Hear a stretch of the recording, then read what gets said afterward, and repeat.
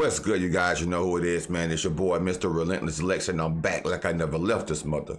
Yes, Sirski. Hello, somebody. All right, so, man, we got day 4 of the Diddy recap. Say the courtroom gaps have explosive plot twist, bro. Explosive plot twist. The jurors backing out.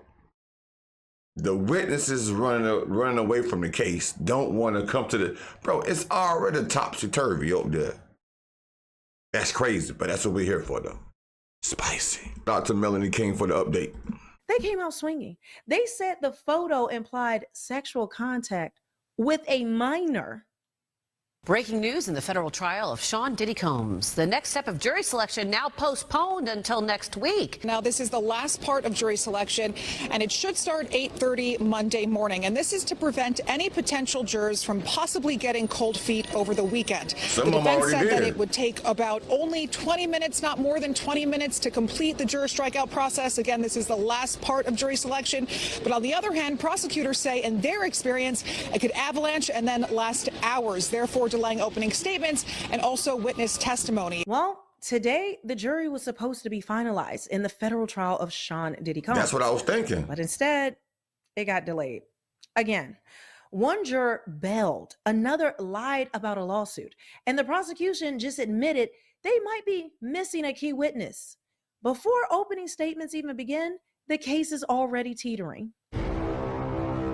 Already. Here at the Southern District of New York Courthouse. It's Friday.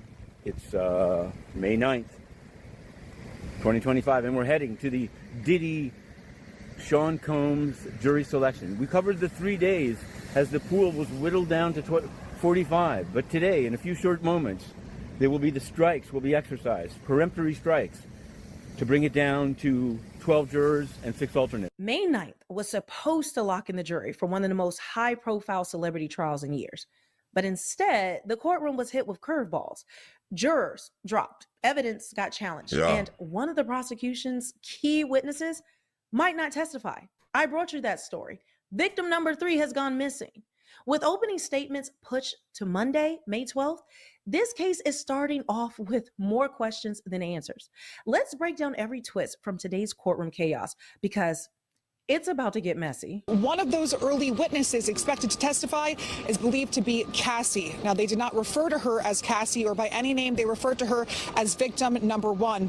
This trial is stumbling before it even starts. Now, Wednesday, May 7th, the court had fined... Well, I thought Cassie said she was going to use her real name, though. She said she was okay with using her real name. Finally assembled a group of 45 potential jurors. That was supposed to be the moment that everything clicked. And then the next step was that both sides were scheduled to make strikes against the different jurors. But the defense had about 10, and then the prosecution were allowed 6. The goal was to narrow that pool down to about 12 jurors and 6 alternates. We focused in on one particular juror who was a UN official who, it seems to me clear that they lied to try to get onto the jury, saying that the UN Office of Counterterrorism never deals with U.S. law enforcement at all. If so, it's just another mark of the UN's irrelevance. But having been inside the building and covered it closely as a resident UN correspondent until made the mistake of reporting on the finances of the big boss, Tony Guterres, I can tell you that they do work with U.S. law enforcement and that the jurors' answers were false. But that's only one. There still hasn't been a ruling on the HBO staffer, and we're going to be reporting it in great detail. And, of course, the trial that begins Monday. But instead, the whole thing got pushed back. Friday, today, May 9th, the day that jury selection was supposed to be finalized, well, it turned into a nothing burger. Why? Because 2 jurors were yanked from the pool at the last minute. One just withdrew entirely out of nowhere. No clear reason, no detailed statement, just gone. Out of here. The other failed to mention that they were involved in a lawsuit against New York City. That kind of omission right there, well, in a trial this big, it's a huge problem. The judge did not play games. He postponed the final jury seating and pushed everything to Monday, May 12th. The same day opening statements will now begin.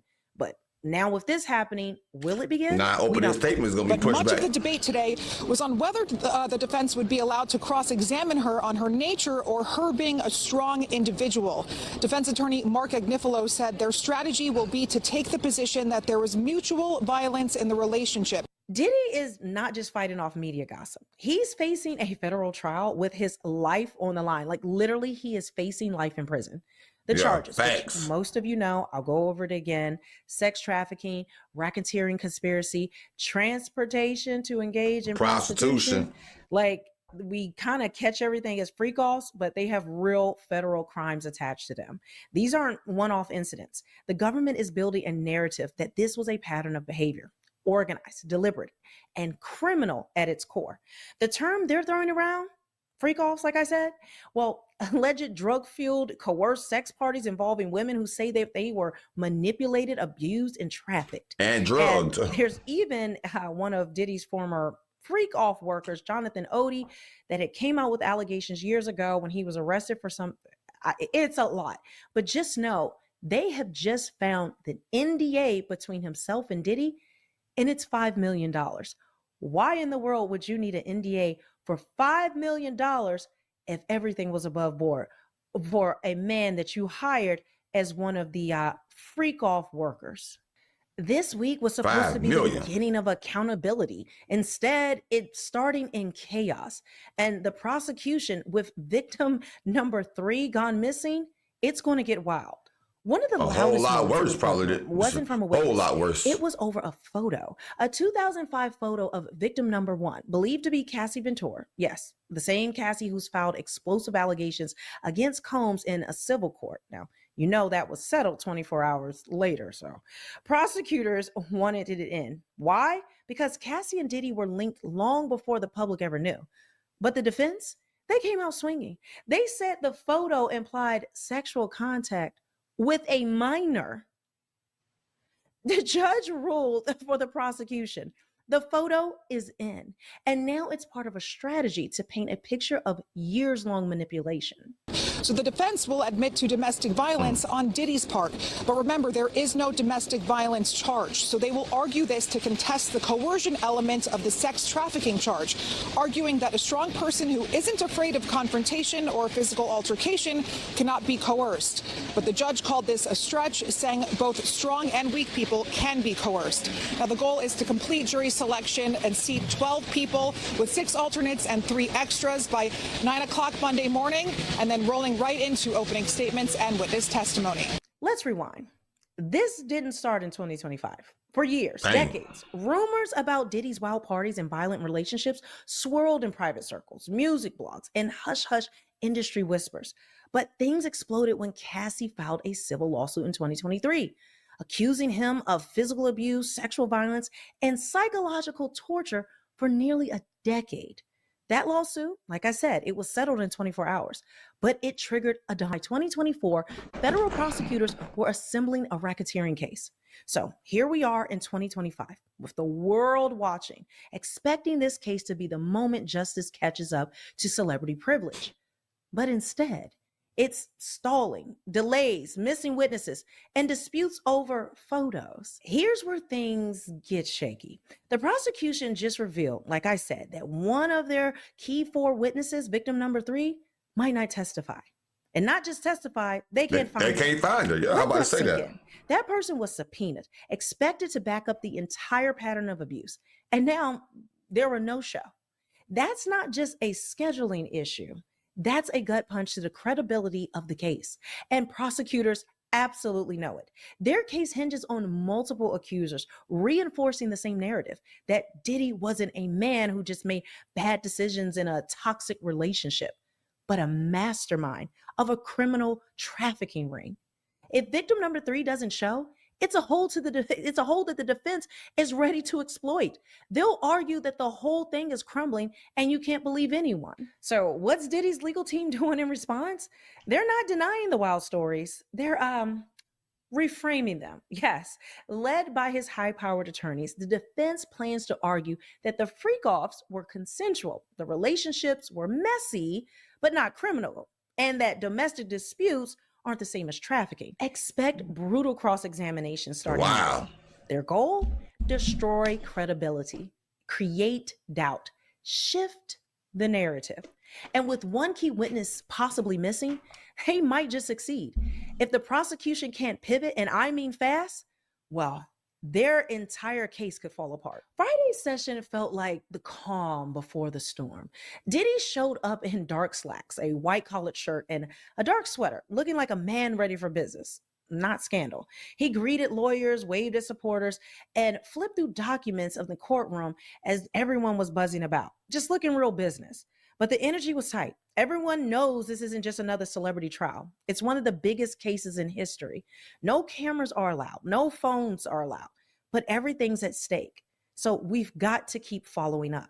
So the trial officially begins on Monday, May 12th, like I said. Opening statements from both sides.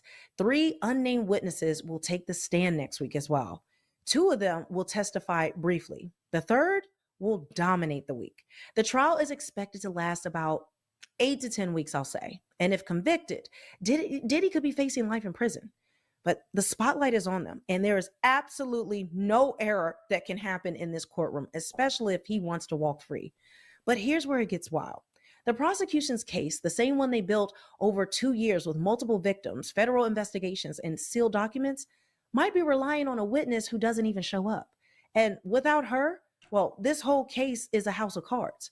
Or is there another twist coming that no one else has seen? Might be another twist. We don't know yet. And as I've said before, this case isn't just about Diddy. It's about how hard it is to bring down power, especially when it's cloaked in money, celebrity, and decades of silence. It's about a justice system that delays, deflects, and dances around the truth until it's almost too late. And it's about victims who step up, only to find out that the courtroom has turned into a battlefield.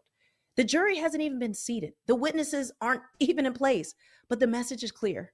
This trial is going to test everything: truth, fame, and justice. Everything. So here's the bottom line. Diddy's trial, even though it hasn't started, it is full of cracks, questions, and the courtroom is full of fireworks. Monday, when the gloves come off, we're going to really see what they bring. If you're watching this and thinking, what the else could happen? What else could happen? Then make sure that you subscribe to this channel, hit the notification bell, like this video, because we plan to bring you every single detail that comes out in this court case.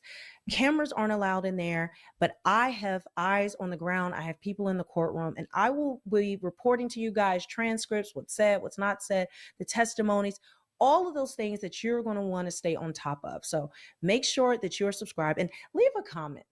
What do you think so far? Like, we've seen all the headlines, we've seen the video in the hotel, we've seen all these different things, and we know about Diddy.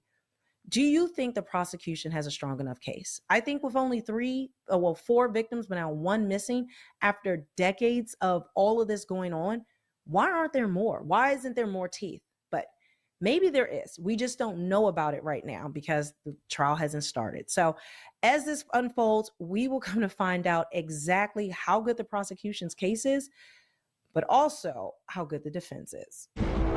Facts. Man, that last witness that's missing had to been a big key part of the prosecution team. Dang. Diddy might, bro, if he pulled this off, if Diddy pulled this shit off, or if this case get dismissed somehow or another, it's gonna be big, bro. It's gonna be big. But personally, I think he's gonna ride in there. That's just my opinion. But with the way that things are looking right now, it's starting to look like a circus. It's starting to look like Young Thug. Dang. We're gonna find out starting Monday.